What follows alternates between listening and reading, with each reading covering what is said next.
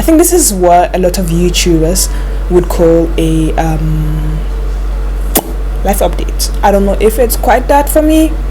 It is just craziness.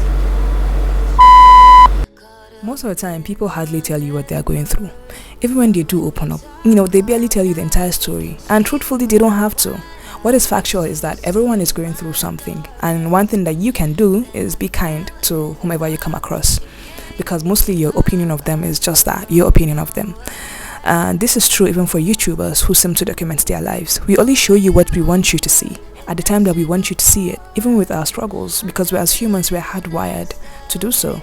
And we don't want to seem vulnerable. And I was literally ready to brush off the story before reading this quote from Maya Angelou. There is no greater agony than bearing an untold story inside you. Hi guys, it is me again. So should you actually have the misfortune of following me on Instagram, this is what you see. A lot of dry jokes that I actually laugh out to. If you think about it, I don't really give a shit about this app until I'm taking a shit.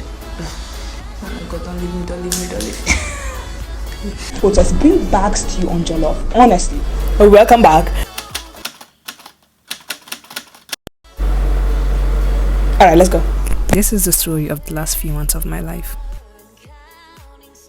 It took me over 2 months, even after the iconic words of Maya Angelou, to be able to articulate this story that is chaos and findings and a lot of misfits.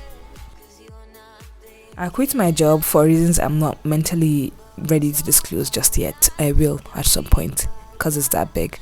I promise you, nobody quits their job after just moving out if they're not crazy or cutty. Well, to be honest, cutty is a mixture of both. But I'm not cutty. I don't have a soothing voice nor a genius filmmaking skills. I do, however, have the ability to lie in bed all day and still be tired for whatever reason. So we're basically the same people. If you can't add the tractor voice, that is mine. Any two great people aside, I quit my job in no prospect. Of course, everybody knows the horror that is Nigerian labor market. It is horrible. But trust me, nothing could have prepared me for what I was up against. Coupled with, I haven't had to job hunt in a minute, so it was very brutal. It was worse than adding milk to coffee, I promise. I wasn't particularly interested in homelessness, no starvation. So my friend Drew immediately started, editing my CV for any job. Just had lamb chops. I know, all we had was FaceTime because she wasn't back yet and there was a lot of corrections to be made. With my freshly edited CV, my enthusiasm knew no bounds. I was ready to take on the world. Unfortunately, all I got were rejection emails after rejection emails. The only thing that came out of it really was I was finally able to understand how someone must feel in a swallow meeting. It was not pretty. Look at her. Just look at her. She's just growing and growing. This one is not flourishing. This one feels like me right now. I'm not okay with that. I intermittently took breathers, and that's when I would love on my plants or just dance on, do something. She has been with me for almost a year now. Over a year, I think.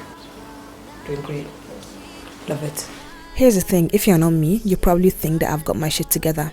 What with my moving out of my parents' house in my early 20s, living in a teeny studio apartment, and having not one but 2 duvets, I must be living up.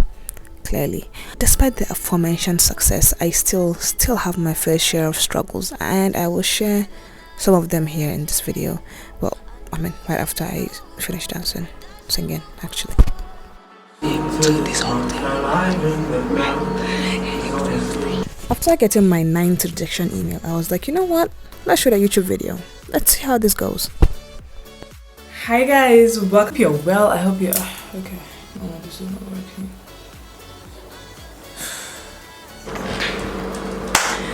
Hi guys, welcome back to my YouTube channel. Life sucks. I wish I could tell you more, but that's all I have in my head. My brain is frozen. It's been frozen for 2 minutes. After a great many attempts at filming what can only be concluded to be pure gibberish, I stopped. I obviously couldn't dive right into YouTube because this channel is not a coping mechanism and I'm unable to create when I have major problems going on for right now. and I have yet to decide what my niche is even. So taking YouTube as a full-time gig for now will certainly be financial suicide. For starters, I have crippling anxiety. I knew having a freelancing job that my income would be completely dependent on writing a video and shooting it at the state of my current mental capacity will most definitely render me homeless, and I'd be lucky if I'm able to afford Semo. Truthfully, just the thought of Semo being an option was enough motivation to continue sending out those CVs, and landing me to a total of 11 rejection emails. Then this happened. So here's the cherry on the cake. For some of you that have been with me or that have been following me for quite some time, you know that I have been sick, and sometimes I talk about it but only vaguely. And I did tell you all that I had a tumor. I even made a video about it, and I talked about it on Twitter. It's a tumor that has been dealing with me 7 ways to Sunday. Apart from an esophageal tumor since 2016. At some point I was half paralyzed. At some point I had retrograde amnesia. It was a lot of stuff, and it causes me to throw up blood, a lot of symptoms. So I completely was supposedly out of the woods in February of 2020. Fast forward to here, I started to throw up blood. So I was a little bit worried because I know that it's one of the symptoms, but I was like, you know what, no, I'm fine and I'm not going to panic. It's probably something else. And I tried to play the Nigerian way of playing ostrich, which led to me spiraling. My spiraling happened in phases. However, it hit me that I was slowly descending into madness when I got a message from a former acquaintance, now friend. And when it took was a simple question of, how are you doing? Are you okay? Ordinarily, I would answer this question without thinking twice about it, with the ever generic, seemingly satisfying, I am okay. And you? But that day, something went loose.